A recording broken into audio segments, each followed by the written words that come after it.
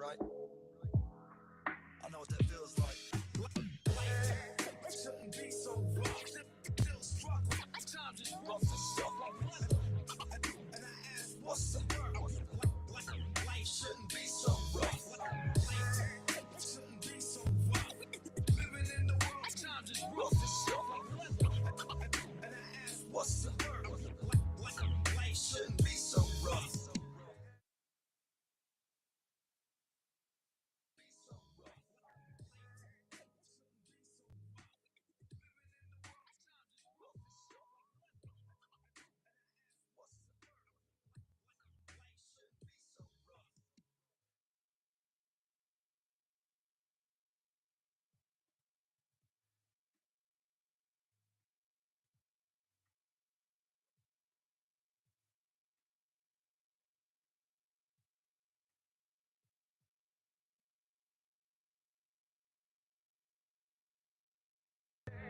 When I say it's tough, just got a call and my buddy might not make it, man, this life is rough.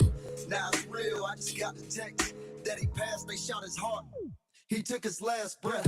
Such a joy to the world when he came around. You see, we watched him from the bottom, reach a higher ground. Like how he loved to be a father, gave me hope for life.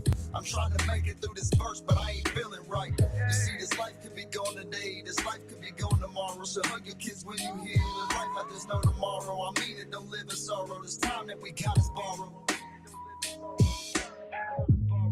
Rest in peace, BJ Carano. Rest in peace, Kevin Neese. I was so excited for y'all to hear this album, man.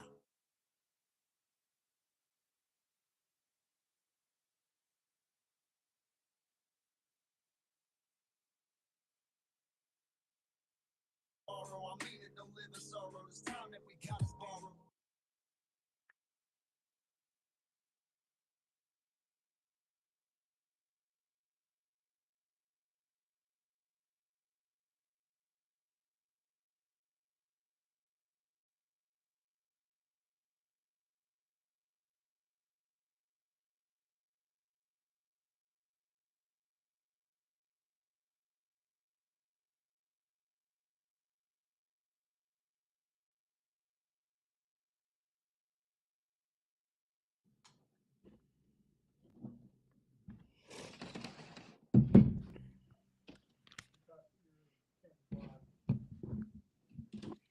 What is it? I check. Mine just went out. I can check. Can y'all hear me? Yeah. Oh, yeah. Speaking to yours? Yo. Yeah, can you hear me? Yeah, I can hear all of y'all. Yeah. My phone where it won't vibrate. Hey, you want something else? Look. Yeah, let me. Oh, ooh. What is it? I can check. Mine just went out.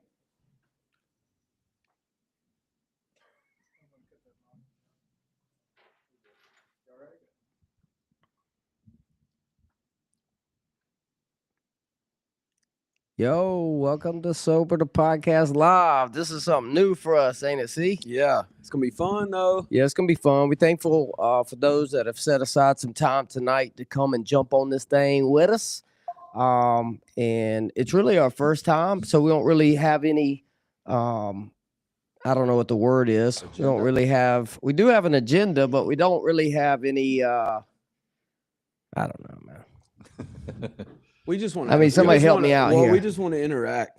We just want to interact with people out there and Well, bring some clarity to yeah. some So stuff. number one, we're thankful for all the support that we've been given for this podcast. It's been extremely overwhelming.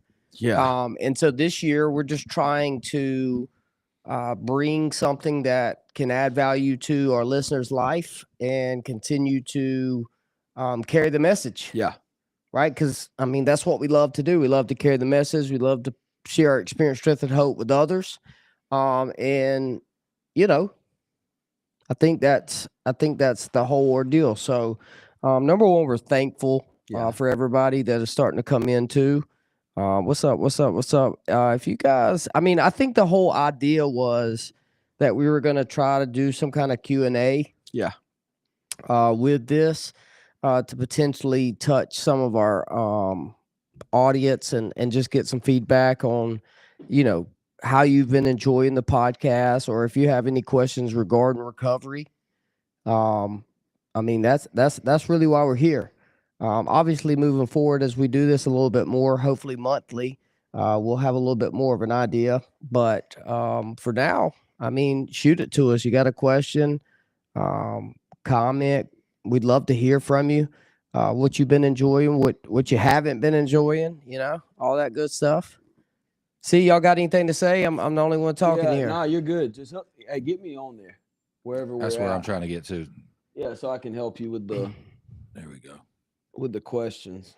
Well, I mean, That's all I got to do right here, right? yeah, but once you click on it, just make sure that once you click on it, just make sure that you turn it down. Got it. Obviously, moving forward to hear from you. Yeah, just turn it down now so you can. There you go. Got Jason Smith, what's up, my friend? Jason Smith in the house. Chase. Mr. Chase Christian, Yep. Justin Urigan. Candy. What else? Jessica Nicole, Candy Morris. Yo, what's up, Candy? What up, Candy? Ella James. Ella, Brett Sharpman. Yo, we're just a few run of the mill guys that alcohol became our master, Yeah. drugs became our master, and God afforded us a moment of clarity and intervened in our life. And Yeah. I think all three of our stories is somebody handed us a big book of Alcoholics Anonymous. Yeah. That's it. Yeah. Which is really what this whole entire season is about, is how Yeah. the big book was used by God to put us on a pathway we never was able to get on.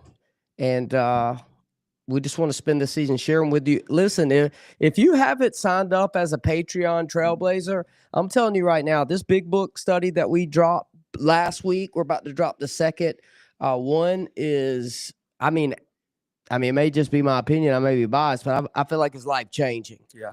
And so, you need to step over to Patreon. You spend a little money, but you support the podcast monthly, but you get hours of content that nobody else is getting. And I'm telling you, man, walking didactically through this big book, one word at a time, I don't know, man. There's something about it. There's really just something about it. Roger Ward, what's up, man? Roger. Toby, what's I ain't up? never been with these two guys and they ain't got nothing to say. I'm trying to figure I out. mean, they what get a my- little stage fright here. Nah, well, this You're going to have season- to talk into the microphone. I can't hear you. So this There you go. So, the main objective of all this is that we can share our experience and our strength and our hope with the listeners. And, we didn't get sitting at this table in a day, 2 days, 3 days, or even a year. There's been years of plowing ground and allowing God to change our character and, set us up to build us, to do with us however he would, so that we could, bring some glory to this earth. Cause we brought so much destruction to it. Yeah. I'm sitting here thinking, sometimes it ain't really that I don't have nothing to say. It's just that I'm kind of in shock that we're sitting here talking about the things that we're talking about tonight, and we're able to broadcast this to such a wide and broad audience, because 7 years ago I was strung out on fentanyl. Yeah. 7 years ago I couldn't have dreamed that I would be sitting in a room talking about recovery, talking about the Lord, talking about these principles with my friends, man. I got, Steven's a friend, Bradley is my best friend. And it's really kind of makes me speechless sometimes, because I just know that none of us were that good to get here. Yeah. That all this was just part of God's strategy for our lives. And, I just found that the way God really likes to do stuff is through relationships, Yeah. And Yeah. I just feel like I just feel like we talked about a duty to do this kind of thing, Yeah. And I think it, for me, just came from an absolute understanding of what step one really means. And the idea that, the more days that go by, the more surprised I am Yeah. that I'm still here, which is pretty much the same thing CJ was just saying. But I'm constantly filled with gratitude and shock and awe that people would even invite me anywhere to do anything. Yeah. Yeah, it's surreal. And, I think the feeling always stays that I think it's good to continue to stay in awe, you know what I'm saying, Yeah. of what God is doing, and what he does never become something you become familiar with. Right. right? Because I mean, there is so much more that God has in store for each one of our lives, you know. Yeah. And there's people under the sound of our voice listening tonight, man, that they're hopeless, man. Yeah. Yeah, they don't have any hope, they don't have any freedom. You know, some could be in the grips of drug addiction and Yeah. alcoholism, Yeah. which we know very well. Yeah. Mm. You know, and there's some out there, man, that may have never drank or drug, and they follow this podcast. Number one, this is Sober, the podcast. If you've Yeah. never heard of it, it is a platform that we use to carry the message. Yeah. We target addicts, alcoholics, but really a lot of what we share is beneficial for everybody. Yeah. And so if you haven't listened, we're on our 4th season. Yeah. And so if you go to Spotify, Apple, YouTube, you could get YouTube videos from last season and this season, but Spotify goes all the way back to the first 2 seasons, Yeah. which are gems. Yeah, Like, they are. I'm telling you, if you start this and you've never watched it or listened to it, do not start in season 4. Go Yeah. back to season 1. Absolutely. Because it all builds on each other. And those are some very, very powerful sessions. Absolutely. You said one word in that just struck me, and it's hopeless. Hopeless. Like the big book in the first 103 pages, which is the 12 steps encapsulated in those 103 pages. It says hopeless 29 times. Yeah. I think Bill Wilson really wanted to make it a point that the illness and the disease that we suffer with, there is no human aid for it. Yeah. There is no good psychology to treat this. There is no doctor that's going to help what I'm struggling with. It is a hopeless condition of mind and body. And he made it a point to bring that up 29 different times in the first 103 pages. And he also brought up the word doomed 3 different times. Yeah. So when I first read through the big book, and began to be taught what it is that I was struggling with, it put me kind of in a corner. I don't know if anybody else has felt like that, but it kind of put me in a corner where there was something that was going to have to take place that was going to be beyond me. Oh yeah.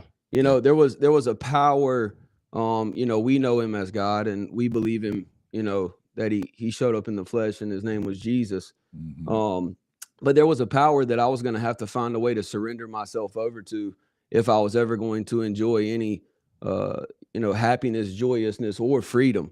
And so, all of what we've been able to experience has come from a good understanding of what we struggle with. I think if we have a misunderstanding of what we struggle with, we spend a lot of time spinning wheels trying to do it on our own, and I think we all did that for years.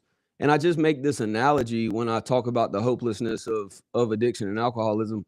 If I don't really understand the problem in its entirety, and there's there's some holes in it, then this is how I would explain it. So just imagine us, we're all in a boat together, and there's a hole in the bottom of the boat, but you see that there's a lot of weight. And so everybody in the boat says, well, man, there's too much weight in the boat's sinking. Right. Well, the conclusion, you don't know there's a hole in the bottom of the boat, but the conclusion is, well, we need to get rid of some weight. Right. Well, so we throw some newcomers overboard, try to make some room. Yeah. Right. Well, the truth is that the real problem is that there's a hole in the bottom of the boat, but because nobody was ever armed with the facts about themselves and could give me a honest and whole understanding of what was really wrong with me, I never really knew I was hopeless. Right. I thought that if I just try harder, if I just stop doing this and maybe do this, and here's my story, like maybe Suboxone can get me by. Right. Maybe just smoking weed at night can get me by. Maybe just drinking on the weekends could get me by. And every morning I'd wake up with the same thought. I want to go get exactly what it is I want. Yeah. Which for me was opiates. My life was curated and tailor-made to use opiates as much as I possibly could, whether it was heroin, fentanyl, pills or whatever it was. And so no matter what I tried, I always came back to what brought me the most success. And what brought me the most success in the end was the thing that almost killed me, which was fentanyl. And so I never really understood the utter hopelessness of somebody that was in the grips of addiction. And it really freed me up to know that when I was first taught that, hey, see, you might have an allergy to these Yeah. chemicals, Yeah. and then teach me what that means. And hey, man, you might have formed a mental obsession that places you beyond human aid, but you have no ability Yeah. to not do it. And when these two things couple together, a mental obsession and an allergy of the body, you find yourself hopeless. You are rendered hopeless. There is nothing that's going to keep you from drinking and using more than somebody following you around and knocking it out your hand. Yeah. Every time, or a bodyguard, or just be locked up. And that's no life. No. That's no freedom in that. And so when I started to really begin to not just hear the problem, but understand the problem. Yes. Not just understand it, but then accept it. Yeah. And just acknowledge, like, hey, man, is this really you or is this not? Like, are you a real alcoholic or are you not? And when I had this experience with step one, which is just a statement of the problem, when this experience took place, man, it vaulted me into step two, which is where the Lord was, which is where I was able to start to believe that there was a power greater than me, because I know that it's not in me. Yeah. And whatever this power is that this man over here is trying to explain to me, whatever that is, I need to have some type of experience with it. Because if I don't, what he just told me means I'm going back to drinking and using. Yeah. Right. And so, that's where my recovery really launched from, man. Just a truthful and whole understanding of what was really wrong with me, man. And I think a lot of people out there that are going to listen to this just have never really maybe heard exactly what's wrong with them. Yeah. What they're really struggling with, man. Yeah. And it sucks because you suffer longer than you have to. Yeah. And many of us have suffered a lot longer than, I think was intended. Yeah. And I know we all have to come to the end of ourselves. And I know that, we all have to, have that moment of clarity, and we have to be willing to do something different with our lives. But man, I just wish, sometimes I wouldn't change anything, but sometimes I do wish that, I maybe could have shaved a few years off of the pain and the hurt that I caused my family. The hurt that I caused the people that I claim to love, my daughter and my wife, and, the people that were about me. And, this is just our way of sharing, something that we hope God can use through these cameras, through these microphones, through these airwaves, through the Holy Spirit, to maybe begin to change, something in the listener's heart today, and, begin to do something different with their life. Yeah, for sure. Well, I mean, if you see us looking at our phones, we sort of jumped on here with an objective to maybe get some feedback or some questions from you guys. So we're really just going off the cuff because we ain't got a single question. So, I mean, that's why we're looking at our phones. We got a few. Yeah. One said, "What's up?" We got a few questions Here or you go. comments. What's up? That's a question. Here's one. You ready? Yeah, read it. All right. From Brittany McClellan. So the ones who are struggling and don't see it, how can you tell them but not sound rude? I love that question. Well, Yeah. I mean, I think the first thing that you have to realize when it comes to the truth is it's offensive. Yeah. So a lot That's of good, times B. when you're sharing the light to the darkness, it don't matter how you share it. Yeah. It's probably going to be something they are offended by. Yeah. But it's my place to be somebody that is a light post. Yeah. That I'm not trying to be liked per se, trying to be a light. Yeah. And I can only plant a seed, man. Yeah. And I can't make people change, and if I have tried and, continue to, whatever the case may be, try to help them see the truth. I mean, that's all I can do. Yeah. What people do with it really is on them. And I mean, you can speak to your blue in the face, but until a person gets a want to change, they probably not going to. Yeah. I mean, here's how it always put to me: if the guy is not, or girl is not ready, there's literally nothing that you can say. If the person is really ready, and this was my experience, there's not much you can't say to him. Yeah. Yeah, I mean, dude, there's so many people you cannot help. Yeah. Right. I mean, you can't even help people that won't help but want it their way. Mm-hmm. Right. You know what I'm saying? Like, Yeah. it is so hard for family members of people who have alcoholism and drug addiction to let go of their children Yeah. Yeah. or brother, uncle, whatever the case may be. Absolutely. Because they don't realize their codependency Yeah. and how they think they can fix them. Yeah. And they're just as sick. Like this this illness being a family illness, that it actually affects the one that ain't drinking just as much as the one that is, Yeah. except for the symptoms are always different. The guy can't not drink, and then the mom can't not try to save him. That's Yeah. right. Now we Yeah. talking about You know what I'm something. saying? Yeah, And let's then talk you about continue this. to enable them. Yeah. And you know what I'm saying? Like you don't leave no room for God to do some work. Yeah. Right. Say that again. You know what I'm Yeah, saying? man. Like I need you to know that it's God that's going to save your kids. And oftentimes it's when I get out of the way and let the pain of their consequences right. hit them That's it. that puts them in a position to actually want to do something different. I just need you to know if my dad continued to pay my bills and put gas in my car and pay my cell phone, like I'm not changing. Yeah. Yeah. Like I am not changing. No. I'm running this thing into the ground. Yeah. But when my parents finally stopped that and put me out of their house, and you know, I'm sure it was hard, but I ended up homeless, living on the streets Yeah. in 6 Mile for months, didn't know where I was going to eat. I'm sure my mom cried, but it saved my life. Yeah. Yeah. And at the end of the day, man, if a person dies in addiction, it's not my fault. Mm. Right. But I hate to know that there could have been another side of the story if I'd have sought some help for myself to find out how can I better help my son Yeah. or my family member, Yeah. right? Because you don't need to be navigating this on your own reasoning, Nah. through your own Right. thinking.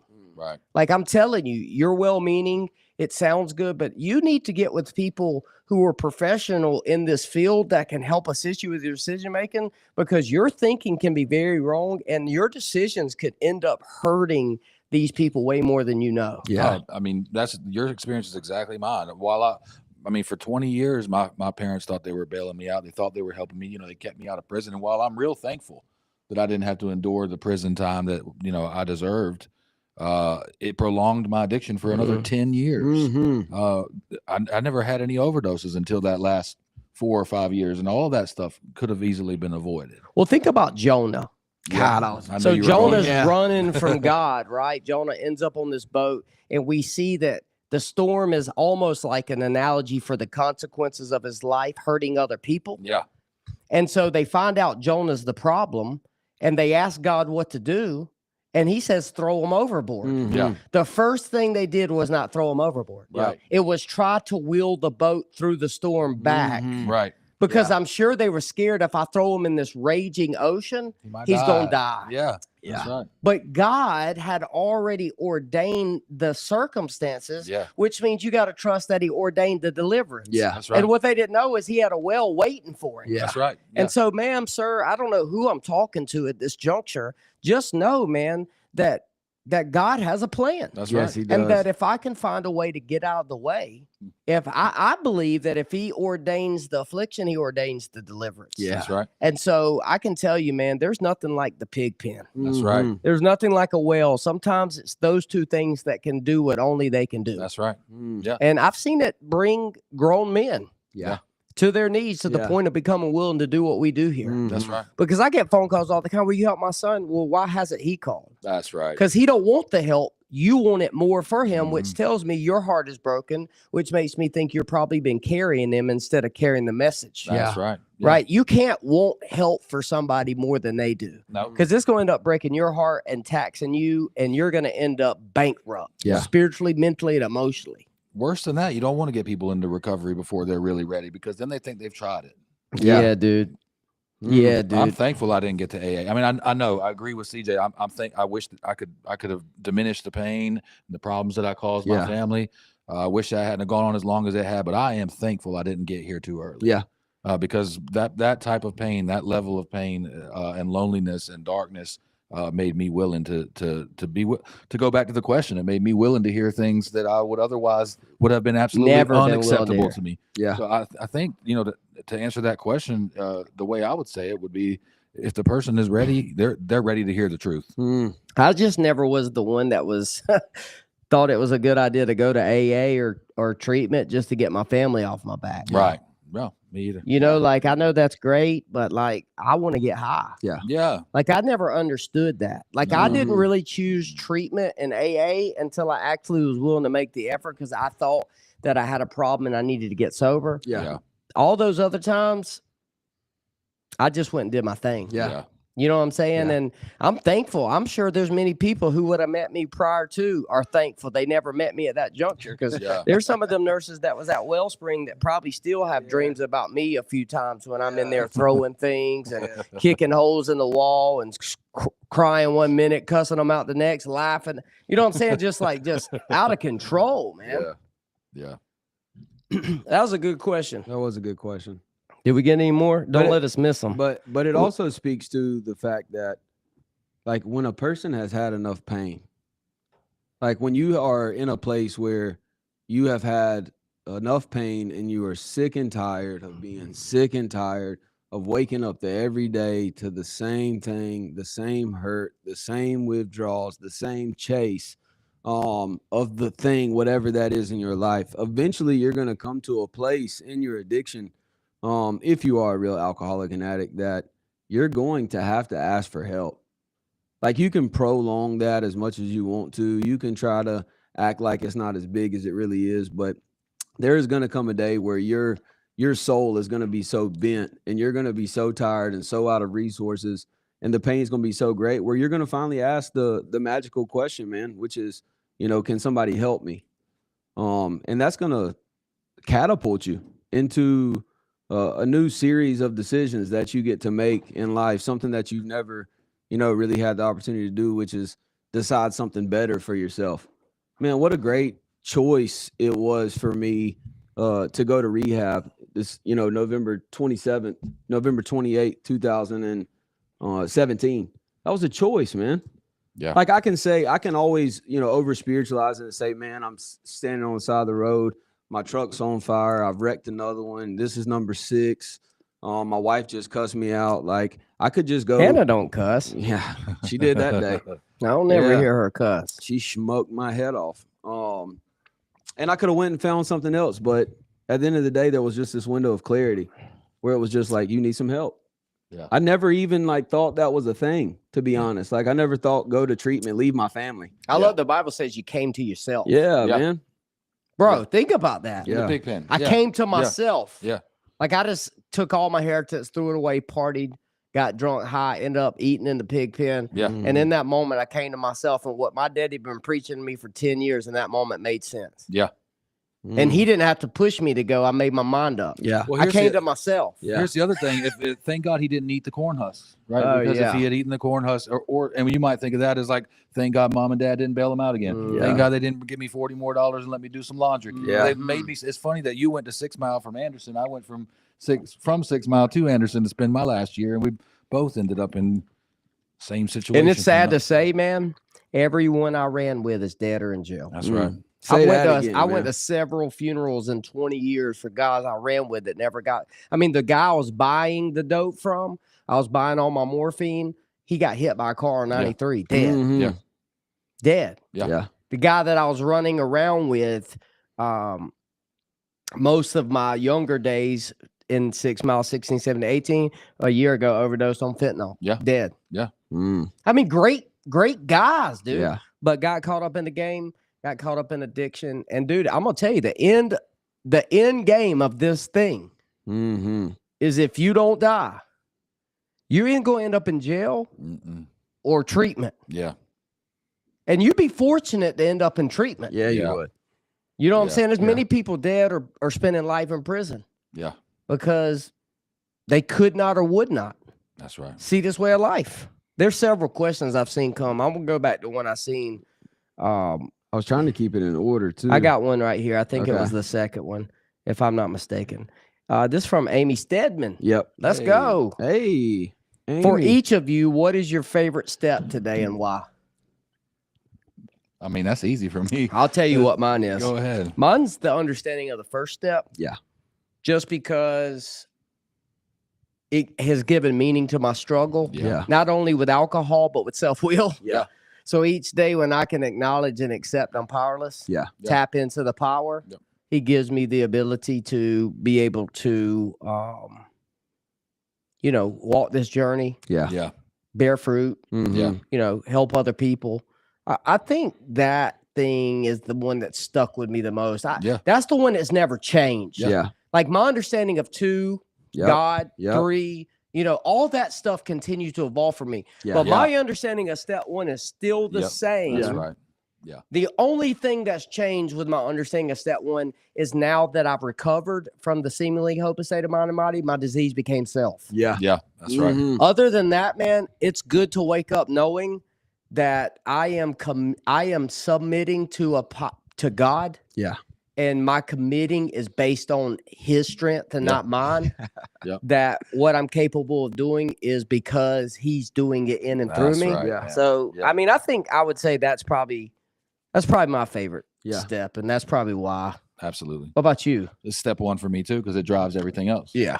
I mean, we actually have a drug house about 80 feet from our rehab facility, you know, and I always tend to point at it. And I feel like, I wonder if anybody else in the room is as surprised as I am that I haven't turned into that driveway yet. You Yeah, know? they don't get that. They don't Yeah. get it yet, but I try Not as much as we get it, No, Stephen. But when it hits your heart, you start to realize, like, I when I wanted to, I did. When I didn't want to, I did. When, you know, no matter what it was. It's like when there they was were throwing a fishing line Right, and yeah. pulling you Mhm. in. You know what I'm saying? It's like, I mean, you putting the picture of your child on the wall, and you keep walking by it, so you put a bigger one. And Yeah. then eventually you turn. so it it's over enough 'cause for you can't not look to at go them. do it. And you realize that nothing I tried, nothing I put away, nothing that I would think about was powerful enough to stop me. Yet for almost 4 years, I haven't had a single thought of drinking or using drugs. Incredible. And every day is a surprise. Yeah. And that drives step 12 because, man, we said this early on, but for me, the reason why I get so excited about the big book is because I looked at it and didn't think there's any way this is going to work. Yeah. I mean, this is Me impossible. This too. is so silly. Read but a book. I was in that position. Bro, I with threw no that thing a few idea. times, man. Yeah, and then, those are my favorite kind of guys to work with because when it does work, those are the ones that will go tell everybody. Yeah. man. Everybody. Yeah, yeah. I love that because we've always, you know, in my life and anybody I've sponsored, there's really no struggling with step 4. It's really you're struggling with step 1. You're not really struggling with applying step 10. You're struggling with the understanding of step 1. Yeah, Like, it don't matter if I'm Yeah, struggling to that's apply right. step 10. The Yeah. understanding of step 1 is why I do it when I don't want to. that's right. What Yeah. about you, C? Step and why? Yeah, I think honestly, the way I started off this show kind of poured out of me what I think about the Yeah. most and probably what my favorite step is, and that's step 1. Like just really understanding that there's really nothing I can do about this. Like Yeah. that's what step 1 says. Like, hey, buddy, there's nothing you can do about this. Well, I mean, I think at one time, step 1 brought a lot of like dooming feeling. Yeah. Like a impending doom feeling Yeah. where Yeah. I finally understood I can't drink because of the analogy of the body. I can't not drink. I Right. can't not use because of a mental obsession. Yeah. And when it finally got to my heart where I realized I am Screwed. Yeah. Beep, beep, beep, beep, beep, Yeah. beep, beep, Yeah. beep, beep, beep. Yeah. right. Yeah. There was I something love that came over me Yeah. and I thought to myself, It's a dilemma. I'm going to die. Yeah. Yeah, that's I'm right. going to die. Yeah. Like, not at this moment, I got to work these. Like, Mm-mm. I am left to my own devices. Yeah. Mhm. I'm going to die drunk Yeah. and high. Yeah. Mhm. Like, I mean, it's a great understanding now. Yeah. But looking back when I first finally got the light bulb, like, and the fact that I'm Yeah. going to die, but I still feel like crap inside and I never Yeah. can drink again. Yeah. That wasn't the greatest day. Yeah. No. that You know was- what I mean? that Like, was not. not only did you take away my solution, Yeah. right? Like, I can never drink and use again. Mhm. Like, I have this idea that I'm going to, no matter if I don't want to or not, Yeah. Yeah. I'm going to die. Yeah. That's right. It was nothing. Well, I feel like that's exactly what I've recovered from. I Yeah. mean, you know, it's funny you said Yeah. that the big book says hopeless 28 times Mhm. or 29 times. 29 times. You know what it says 30 times? What's that? Recovered. Mm. And so that was just Mm. one more time. Well, than that 29, addition to the first book, the first edition to the big book you let see have, you know, they got that in bold print letters, Oh, yeah, capitalized.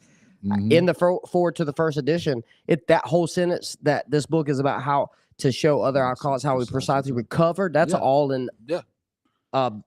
bold, capitalized words. Yeah. But I think that's what we've recovered from, or at least the way I always explain it. Is that Yeah. I've recovered from the idea that there's anything that I have any responsibility as to whether I'll drink or use Yeah. drugs again or not. That's so That's good. what a relief. I Yeah, can what- stop worrying about that thing Yeah. now, you know? And I can begin to start looking at my defects that I also can't do anything about apart from God's help, you know? And little by little, I can just one at a time lay these things down. And I'm not actually trying, man, I love that I'm not working the steps anymore to try to achieve something other than the fact that I realize it's been 1,200 days without a drink and something's doing that. And this is a path to get closer to that thing that is saw fit today to keep me sober again. You know? Yeah, man. I got a couple more questions. We got one from one of my guys from the facility. Okay. They got their is it phones. before L? One of them. Well, let's answer this one. Okay, Ella S. James, for you guys. I mean, we may have just answered it. For you guys, which of the 12 steps was hard to apply in your recovery? I mean, I would say this. I will say for so long I missed step 6 and 7. Yeah. I was a 5-stepper. Yeah. When I realized that doing a 4-step and shared it when my sponsor gave me relief, my ego reestablished itself to the point where what I admitted as objectionable started to seem like a good idea again. Yeah. And so for so long, I missed letting God remove the defects of character, and until he removed them, to discipline myself in 10 11. And so a lot of times I would do 1 through 5, get back into doing what I admit is objectionable, but use my gift as a way to keep me sober. And I did that for a long time, but it eventually caught up with me. And I realized, man, like I forgot a couple steps in this program that probably could save my life. You know, which was the taking the thoughts captive. You know, enacting and then exchanging those through action by obeying what God was telling me to do. And, you know, man, it got me in a lot of trouble. A lot of pain. I'm so glad that God puts people in our lives like that, because you two talk about that and that right there enough that it has kept me in great fear of doing the same thing. You know, I mean, really. Well, dude, I mean, I talk about it because I see a lot of people want to do ministry. They want to do some kind of big work, but you know, man, I've never thought that God does big things. I always thought he does small things. And if we can be obedient with the small things, and over time you'll see the big thing. You know, but we just live in a day where nobody wants to be hidden and cut on. They don't want character. They don't want to, you know, get butt naked. And let it before God. And let him cut on them, man. And so they end up in all these horrific relationships. That's like when it comes to drug addicts, they don't go to drugs first, man. They go to people. They're addicted to people, bro. And let me tell you something about that. That comes out even worse sometimes than drinking and using. It's still the same old behavior. Like it comes out like it could cause a lot more harm, dude. And so we talk about it just because we know that where we are at isn't the objective. Like all this ain't the objective. No, it's a side effect. If it ain't, like you're in big trouble if all this stuff is where you find acceptance. Because these people like you one day. Can I talk like this? Please do. And they'll talk about you the next day. Right. If I've ever found anything about people in recovery that are hurting, they'll talk about you. Right. And then they'll love you and like you both. And so like I've just had to learn over the years, even the people you'll help will turn their backs on you. And if you're finding your worth and your value in recovery and the people you help, you're going to be very lonely and heartbroken. Because these people will turn their backs on you and talk about you in a minute. You know, so, you know, over the last, I would say probably 10 years of my recovery, I've really learned a lot about managing relationships.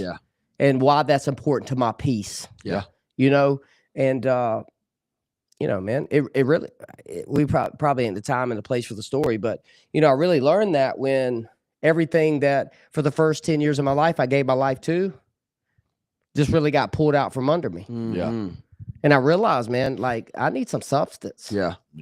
Like I needed this conscious contact with God. You know what I mean? And so, you know, step 6 and 7, I would say for me. What about you guys? Hardest step to apply. Well, just to not even get off the point of what you were saying, man, just kind of piggyback on it.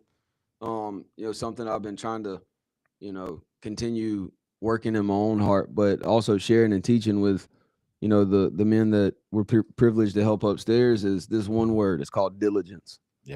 Diligence. And I've heard it preached this way. And it makes sense to me this way is it's doing the little things for a long time until something big happens. Yeah. You know, and he's talking about, you know, a lot of times we're so misguided, or we're not accountable to people, or we're accountable to the wrong people. And our minds aren't really set on God and what he would have us be. It's really more set on like, what am I trying to do today? Like, what am I trying to get? What am I trying to, Right. and that's just a wheel that I'm always running around on. And this word diligence just really taught me, like, hey, CJ, what's the most important thing every day? Make your bed. You know, like, it really started to make life simple for me again. You know, Bro, make y'all's bed, all right? Right. Make your Right. bed up. like, make your bed. Like, you're trying to change the world, but you can't make your bed. Right. You know, Bro, I mean, like, I'm just saying, you just like, slapped somebody right in the face. like we're trying to be, you know, real holy and do all this stuff and check all these boxes, and, you know, all that's, I guess, good in its own way. But, you know, at the end of the day, I think we major on the minors a lot of times, Yeah. and we minor on the majors. I love that. And I just believe that God is really all about diligence. You look in Proverbs chapter 6, verse 6, like, Solomon's telling us, okay, go to the lion. No, he don't say go to the lion because he's powerful. He don't say go to the eagle because he soars so beautifully in the sky. He doesn't say go to the cheetah because he's super fast. This is what Solomon says. He says, go to the ant, you sluggard. He says, go to the ant. Look at how he lives his life. Yeah. No overseer, ruler, nobody telling him what to do. Every day he knows that if he don't prepare and do what he's supposed to do in that That's good. 24 hours just for today, when tomorrow shows up, he's not going to be ready for it. That's good. And I think recovery's just really taught me how to break this life that I struggle with so immensely all these years into these 24-hour increments, man. And really be able to enjoy it for what it is. And I think, you know, when I talk about diligence, I'm also talking about consistency, man. Yeah. Like, we're not sitting here because, like, talents, man. We're not sitting here because of gifts. We're not sitting like that's not it, man. We're sitting here just from consistency, man. Yeah. Just diligence, like, just show up. The hard, you know, people used to tell me all the time, man, the hardest thing to do is just show up. Yeah. But I just noticed as the time goes and as life moves on, how many people just really struggle with showing up. Mhm. And so maybe this is just an encouraging word to you to show back up. Show back up. Get back on the scene. Get back in the fellowship. Get back in the rooms. Get back in the meetings. Get back around some folks that, you know, they really love you, but somewhere along the lines, the resentments that you're supposed to be looking at Right. in steps 10 have maybe reestablished themselves and blocked you Yeah. from God. Because, you know, truthfully, man, like, you know, we really just, we love you. And so, you know, diligence is kind of that word that just is always at the top of my list. Because I know if I do all the little things that I'm supposed to do, God will show up and do for me what I can't do for myself. Yeah. That's Right? Yeah. All right, I got another question. This is from Nicole Rainey Floyd. Actually, it's from her daughter. This is Mary Malcolm Floyd. What can I do to help my dad with his sobriety when he comes home? That's a Oh, is he a resident? or- Yeah. Well, I okay. mean, this young lady, I mean, and I guess it's important to know that most little girls love their daddy. Yeah. It's kind of hard to take that away from them. Yeah. But family wanting to know, Yeah. you know, how can they serve their loved one mm-hmm. when they leave and go home? Yeah. Number one, I mean, I think you getting your daddy back, him getting his daughter back is a very great reward. It's a gift. Mhm. Yeah. It is a gift. Yeah. And, you know, don't have such high expectations of the way that should look. Yeah. You know what I mean? Like, we don't know what that looks like. Yeah. Because they don't know what that looks like, because it's going to be weird at first, because transitioning out of rehab back into the scheme of life, it's a very weird experience. Yeah. It's a foreign land for me. It's a foreign land. Yeah, bro. But do you guys have anything on that? I Share do. with us, Stephen. Yeah. And it's straight out of the big book. My feeling is that I would say to anybody that's a family member of an alcoholic or an addict that's coming home, that the big book is really clear that we should let this man go headlong at his spiritual activities. Yeah. And the reason why I always bring that up is because everything in me made me feel like, man, I've been away from my kid for for 3 years, most of his life. I haven't hardly been there. I should be home, spending all my time with him. Certainly I haven't been a good father or provider. I need to get my money together. I need to get this stuff figured out. But the big book is really clear. It talks for 3 pages about that situation. The guy who goes headlong after his financial and family matters. Fail. Yeah. And it goes consequence after consequence after consequence. Because number one, you're not going to be able to dig yourself out as fast Not as you think you overnight. should. No. You're not going to be able to please the family like that. You can't make up for lost time. But what you can do is stop trying to rebuild the same life that possibly wasn't enough for you before, and move into trying to help other people while God rebuilds your life around you. Well, so yeah. it cautions the family to be understanding that nothing will so much ensure this man's immunity from drinking in the early days as his constant work and thought with other people, even if he displays a certain amount of neglect towards his family. Yeah. Yeah. Well, it'll feel that way because of the way that he has been shaped Yeah. Yeah. in this intense structure environment, to where he is going to do now what's been burned into his consciousness. Yeah. And so he's going to want to go to meetings. Yeah. He's going to want to find an alcoholic to help him. He might need a ride. Yeah. He might need you to take him. He might need you to join him in morning meditation. Yeah. Pray with him. Yeah. You know, but it's good to have a family that asks these questions, Yeah. which means that he is going back to a place where there is support. Yeah. Not all these men go back to places That's where right. there's a good environment. Yeah. That's right. You know what I'm saying? And we believe that these men going back have had an entire psychic change. Yeah. They're going to be possessed by something different than they left with. Yeah. That's it. And so I would also encourage you just to enjoy it, Yeah. Yeah. you know, and look for God in it and look for the good. And don't be thrown off if you find him losing his temper or getting like, that's still a part of his humanness. And he has learned about these things. He has understood where they come from, and he's been equipped to deal with them. Yeah. So be willing to forgive. Yeah. Make allowance for his mistakes right now, because just because he's been here for 4 months doesn't mean he's coming home and he's going to be perfect. Yeah. It just means he's been equipped and now understands, and he may find himself putting his foot in his mouth more than he would like to admit. Yeah. But he has been equipped with the understanding of how to correct these things. Yeah. Instead of harboring ill feelings or hurting people and not cleaning this side of the street off. And, you know, so it might be weird at first when he apologizes to you 100 million times, but it's going to be okay, because that's the way he's going to stay sober, you know? Yeah. I think one thing I want to add too, man, is, you know, don't feel like you got to walk around on eggshells. Yeah. You know, like, we have been rocketed into a 4th dimension of existence. That's right. If that has really happened for you, like, family, don't walk around on eggshells thinking that whatever you say might throw them over the edge, or whatever you might want to do might throw. Like, nah, like, we have been placed in a position of neutrality where we don't even have to swear it off anymore. That we are at a place where I understand the stove is hot. Yeah. I'm not going to, like, hey, wife, kid, like, if we get an argument, it's okay. Like, if I choose to go drink over that, it's not the argument. It's not anything to do with you as to why they might do that. Yeah. Like, that's their alcoholism. And so don't walk around on eggshells. Enjoy your dad and love him, but also hold them accountable to what they said they were going to do, and call them out if what they're doing doesn't match up. Bro, it with ain't what nothing they like a said. little girl telling you what's up. Yeah. Yeah. Oh, you like, ain't went to a meeting today? yeah. That's Ain't right. seen I you. ain't seen you reading your book. Yeah. That's right. What you doing? That's Watching right. a little too Come much on. TV. You watch a little too much TV. Yeah. You need to pop off. It's Yeah. important. Pop out and tell somebody. Yeah. Pop out and tell somebody. Yeah, that's it. Okay, anybody got another question? Yeah, Mike Loftus. How often does someone show up to rehab for the wrong reasons? In parentheses, getting family off your back, but somewhere along the I think that's a statement. way, their motivation changes? Question mark.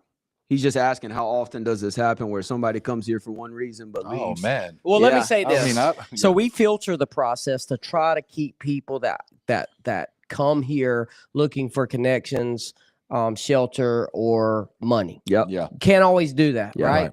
There are some drug addicts that are very good Yeah. at making you think one thing, right? Yeah. But there are many people that's made it through the filtering process that gets here for the reason they have what I like to call back problems. Yeah. They want to get their wife back. They want to get Mhm. their job back. Yeah. They want to get their reputation back, right? And somewhere along the lines, the difference is somebody carries the message to them. That's Yeah. right. The rehab center, I don't care where you go. The magic ain't the building, It's the not way yeah. that you Mhm. outreach the building, how big the program is, the fact you got waterfalls in the backyard and Yeah. spas, and you've massaged my feet. I mean, all that's great, Hey, but that's that real ain't the great. difference Yeah. maker. The difference maker is, do they carry the message of Yeah. AA? That's right. Because I've got sober in a little 2-story house with 35 guys Mhm. that had no luxury, and it Mhm. changed my life. Yeah. I seen that place, bro. That was rough. I walked him Yeah, through it, that bro. I was showed rough. him the room where 16 of us lived that wasn't no bigger than this room. Hey, what'd you? I yeah. shared one closet with 9 guys. I never unpacked my suitcase the whole 5 I months love I that. was That's- there. But guess what saved my life? The message of Alcoholics That's Anonymous. right. Yeah. And so if you're looking for rehab and they don't carry that message, That's the thing. Yeah. I suggest if you're a real addict, you find somebody that does. That's right. And I'm not saying, I mean, I feel this in the bottom of my feet. But when I got saved, God didn't take me to church. Right. And this is not a shot at church. It's a fact that there have been proven a program that helps. It is the greatest 20th century boom concerning treatment alcoholism. We've got to level our pride and realize God is using that too. And it's not, this is different, we're here, there. No, we're together Yeah. Yeah.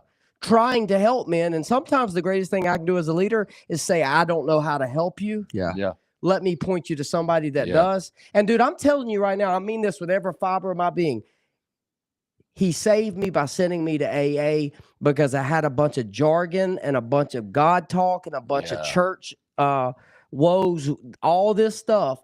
But I didn't know how to put my faith in action. Yeah. And I learned more about it in AA than I ever did. Yeah. And where I was drugged to as a child. Yeah. And I'm thankful today that if a man needs treatment, he needs to hear the message of Alcoholics Anonymous. Yeah. Yeah. Well, if I could just say to that question too, that I literally called up rehab for the donuts. Yeah. Like I was starving to death and I had been Yeah, there you before were. Yeah. and I knew that I could not get sober. My motive was simply to go somewhere where I could eat, and they fed me. But yet here was the difference. This time there was a man armed with the facts about himself Yeah. that showed up and approached me. Yeah. Like, can I say that? Yeah. And he approached me. Yeah.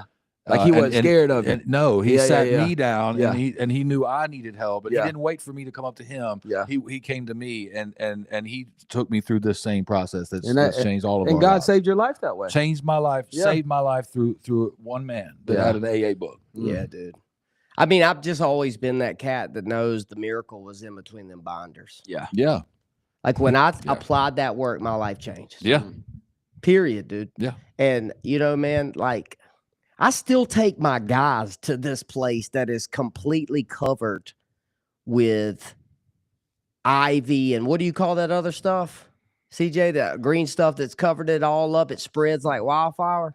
Yeah. Yeah. Kudzu. Yeah. Kudzu. Oh yeah. And dude, I take him in and the floors are falling out. But as I'm walking through this house, tears falling down my eyes, and I'm remembering what happened there, and I'm remembering Mhm. what happened there. And I'm thinking to myself, you know Oh, what, that- dude? I couldn't be this guy helping you if it wasn't for this little 2-story house Oh, that house you're talking about, the house you got sober. in Florence. Oh, okay. Yeah.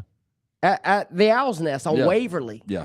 Like, dude, I mean, I still to this day can close my eyes and think about the times I had at that place that changed my life. Yeah. I mean, I'm talking about spiritual experience after spiritual experience and how God used other alcoholics to help me, dude. Like, I mean, that's why I'm so passionate about it. Me Because too. I was a broken, lost boy that walked in that place with a blue bandana on Yeah. my head, a hat turned backwards, listening to Young Jeezy, was just scared, really, but masked out with anger.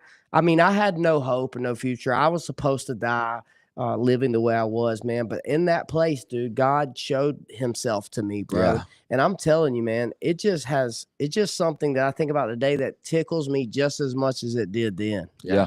And like, you know, I tell the story and I'm like, these guys probably don't really give a crap. But I'm sitting there telling the story like I'm to my kids, you know, and I'm just thinking to myself, man, like it still seems like that was yesterday. Yeah.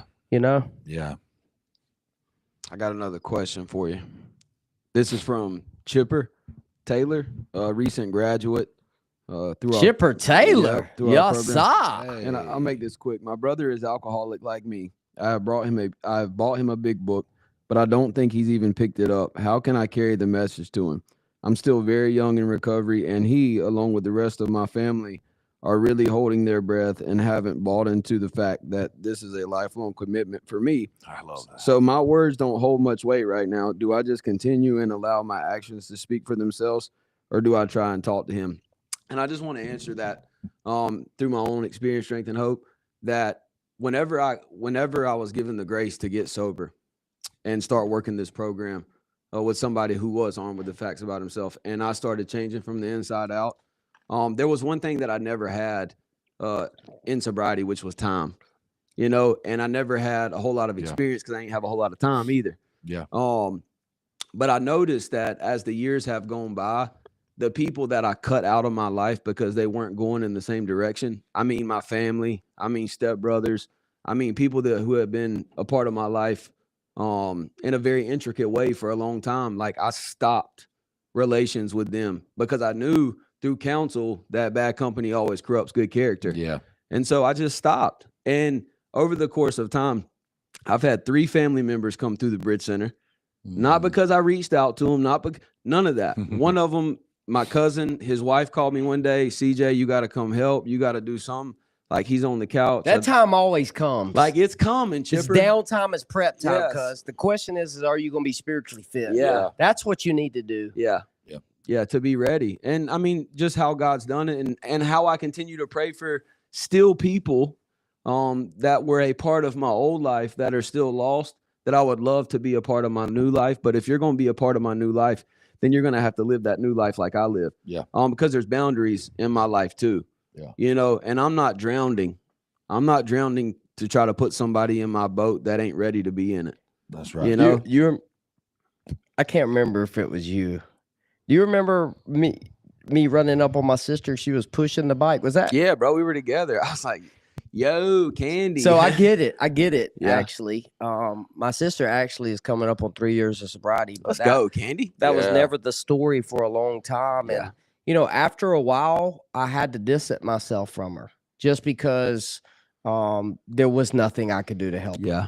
But I knew when my sister was ready, she would call me. That's right. And it wasn't long after I seen her pushing that bike. In my mind, I was thinking, why ain't she riding it? Yeah.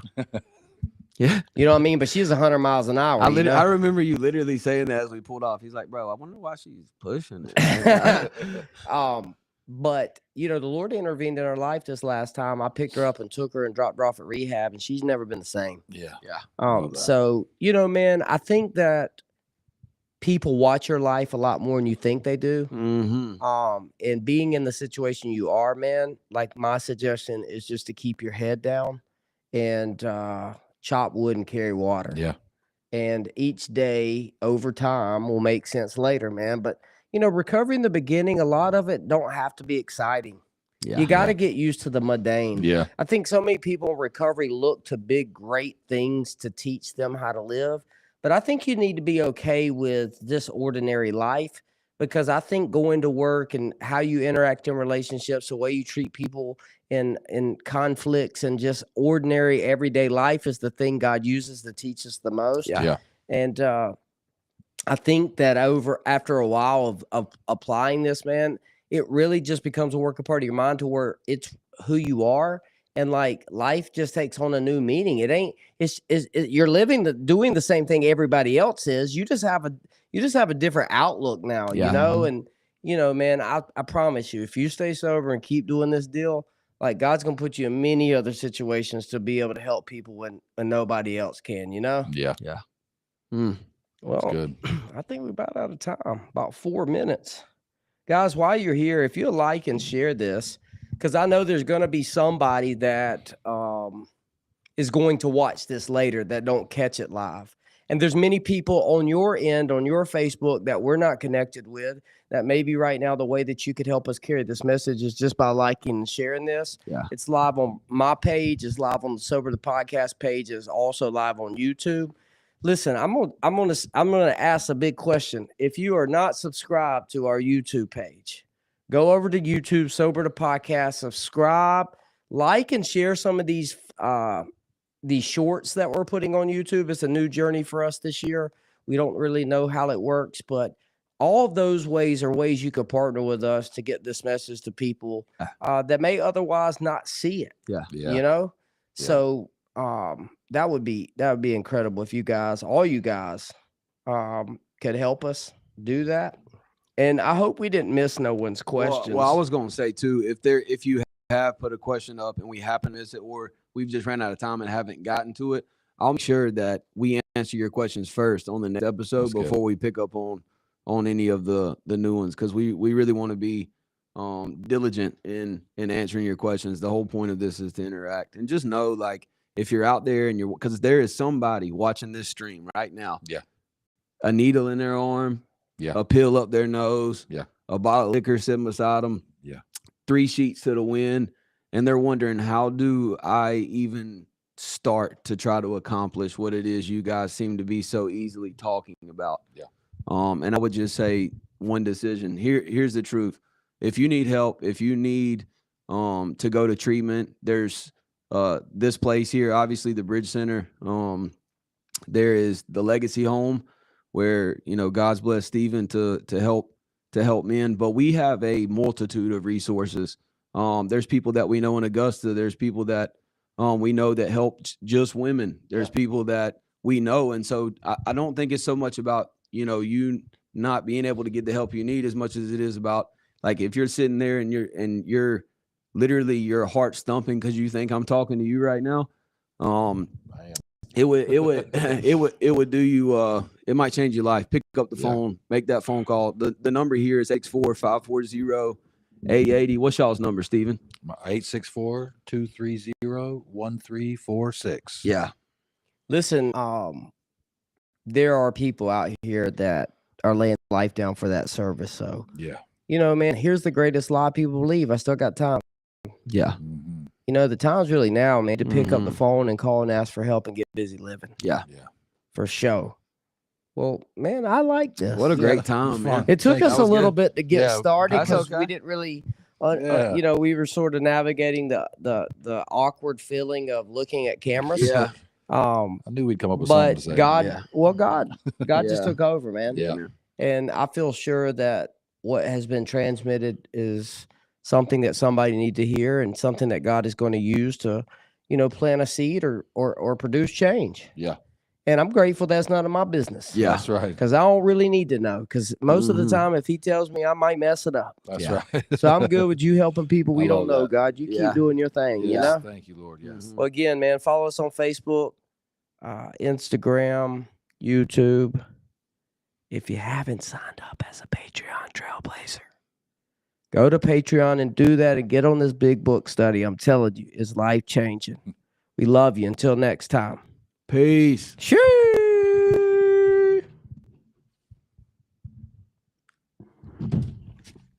Bro, that was a good time. I mean, we kept over 30 on Facebook the whole time. But something like, dude, the thing